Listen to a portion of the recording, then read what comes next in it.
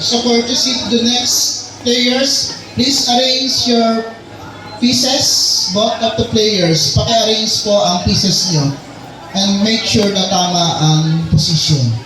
Salamat po. Ulit ko as a courtesy to the next players, please arrange your pieces pagkatapos nyo. Salamat po.